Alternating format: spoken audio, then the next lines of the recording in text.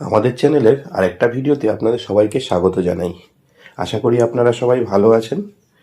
আজকে আপনাদের যেটা দেখাবো সেটা হলো মিরিক লেক বা সুমেন্দু লেক। এই লেকটা দীর্ঘ 1.5 কিলোমিটার লম্বা, আর এর ওপর দিয়ে রয়েছে রেনবো ব্রিজ। এই ব্রিজটা দেখতে অসাধারণ লাগে।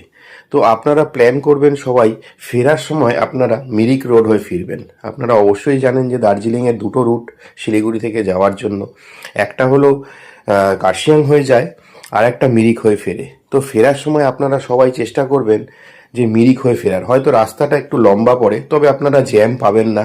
আর রাস্তার ধারে অজস্র সুন্দর দৃশ্য আপনাদের চোখে পড়বে।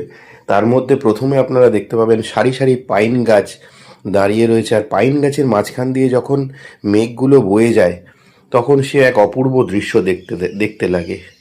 পাইন গাছ শেষ হতে হতেই শুরু হবে আপনাদের চা বাগান। তো চা বাগান কমপ্লিট করবেন যখন, দুদিকে সারি দিয়ে চা বাগান, ডান দিক বাঁ দিকে দুদিকেই চা বাগান পড়বে। তো চা বাগান শেষ করে আস্তে আস্তেই দেখবেন আপনাদের মিরিক ঢুকে যাবে। তো মিরিকে এই মিরিক লেকটা অবশ্যই দর্শন করবেন, কারণ দার্জিলিংয়ের একটা one of the best spot হলো এই মিরিক লেক বা সুমেন্দু লেক। আপনারা এই মিরিক লেকে বোটিং করেও সময় কাটাতে পারেন। এই বোটিং করার সময় আপনি মিরিক লেকটাকে খুব ভালো মতো উপভোগ করতে পারবেন। কেমন লাগলো ভিডিওটা জানাবেন।